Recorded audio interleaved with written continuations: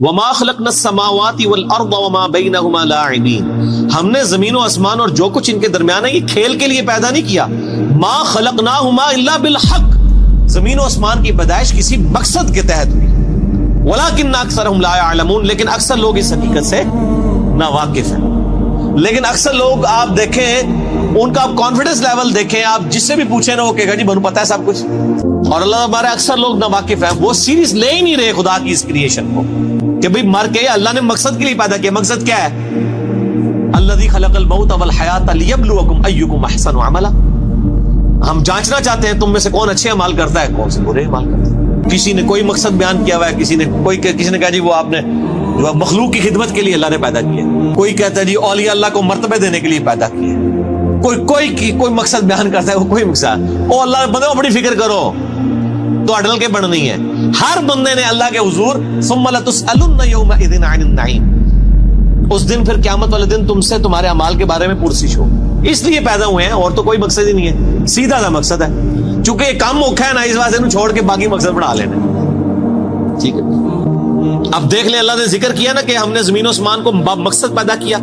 یہ حق کے ساتھ، حق کی ٹرانسلیشن ہوتی ہے پرپس فل، با مقصد. قرآن کے بارے میں بھی آیا وَبِالْحَقِّ أَنزَلْنَاهُ وَبِالْحَقِّ نَزَلَ، ہم نے قرآن کو حق کے ساتھ اتارا اور یہ حق کے ساتھ اترا، یعنی مقصد کے لیے اتارا اور یہ اپنا مقصد لے کر آیا. اور مقصد کیا؟ انسانیت کی ہدایت، آخرت کی کامیابی. تو اب یہ ذکر آیا نا کہ ہم نے زمین و آسمان کو کسی مقصد کے لیے پیدا کیا ہے، اور ساتھ ہی ذکر آ گیا ان یوم الفصل میقاتهم اجمعین، یقیناً فیصلے کا دن ان سب کے لیے مقرر وقت ہے، یعنی فیصلہ ہوگا. پھر یہ نہیں ہے کہ جناب یہاں پہ آپ نے یاشی کی زندگی کی ہے تو آخرت بھی آپ کی یاشی کی ہوگی. نہیں، دنیا جو اللہ کی مرضی کی گزارے گا اسی کی آخرت اس کی مرضی کی ہوگی، اور جو دنیا میں اپنی مرضی کی زندگی گزارے گا آخرت پھر اللہ کی مرضی کی. اللہم اجرنا من النار، اللہم اجرنا من النار، اللہم اجرنا من النار. یوم لا یغنی مولا عن مولا شیئا، قیامت کا وہ دن ایسا ہوگا جب کوئی دوست کسی دوست کے ذرا کام بھی نہیں آئے گا. ولا هم ينصرون، نہ ہی ان کی مدد کی جائے گی. الا من رحم اللہ، ہاں جس پہ اللہ رحم کرے بس اللہ ہی کے رحم پہ ہوگا، کوئی کسی کے کام نہیں آئے گا. آپ کہتے رہے کہ شیخ عبد القادر جیلانی فرماتے ہیں کہ جی میں اس وقت تک جنت میں نہیں جاؤں گا جب تک اپنے سارے مرید نہ لے جاؤں. تو اسی پاویں جھوٹ مارتے رہو. اللہ فرما رہے جس پہ اللہ ہی رحم کرے انہ هو العزیز الرحیم، بے شک وہی عزت والا ہے، غالب ہے اور رحم فرمانے والا ہے. غالب اتنا ہے جب چاہے پکڑ سکتا ہے، رحم یہ ہے کہ ڈھیل دیتا ہے. یار مت ماری ہو یہ تو اللہ دے بندے، اپنی بھی عقل استعمال کرو.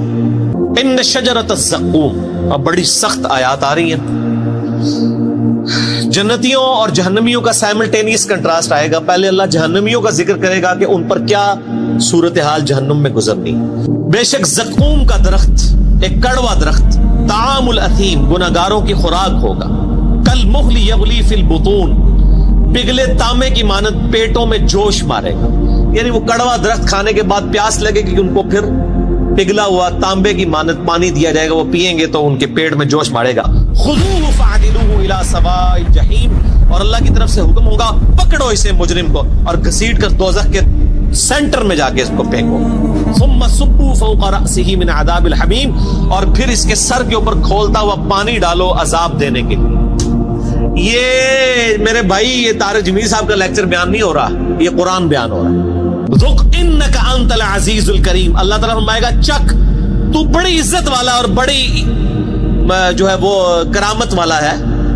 یہ تنزیہ جملہ اللہ کی طرف سے بولا جائے گا کہ دنیا میں تو نے بڑے دعوے کیے ہوئے تھے نا کہ میں جناب اے کر دیا گا تو میں کر دیا گا، تو بڑی عزت والا ہے نا، دیکھ تیری عزت افزائی میں کر رہا ہوں، تیرے سر کے اوپر کھولتا ہوا پانی ڈالا جائے گا. اللہم اجرنا من النار، اللہم اجرنا من النار. ان ھذا ما کنتم بہ تمترون، یہ ہے وہ چیز جس کے بارے میں تم شک میں مبتلا ہو، یقین نہیں تمہیں آ رہا کہ ایسا ہوگا. وہ کہتے جی اینڈ تے چھاڑ ہی دینا اللہ نے، بس ایویں تھوڑی تمکی شمکی ہوئے گی بس. میں کہتا ہوں جی آخرت تو کسی نے نہیں دیکھی، میں آپ کو ویڈیو نہیں دکھا سکتا، قرآن تو موجود ہے نا، یہی پڑھ کے دیکھ لو. یہ کون ہے؟ یہ قرآن کس نے نازل کیا ہے؟ یہ جو آیات پڑھ رہی میں نے گھر بنائی ہیں جن کے اندر یہ سارا ذکر آ رہا ہے. آپ نے رحم کا کیا کنسیپٹ سمجھا ہوا ہے؟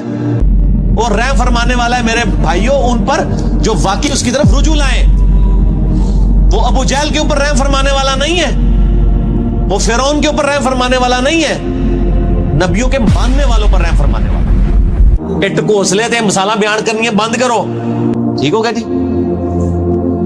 اللہ تعالیٰ فرما رہا ہے ان ھذا ما کنتم بہ تمترون. یہ وہ تھا جس کو دنیا میں تم شک کرتے تھے. کیا شک کیا کرتے تھے؟ یا اللہ جو کچھ بھی ہے تیرے بابو کی امت سے بخشے جائیں گے.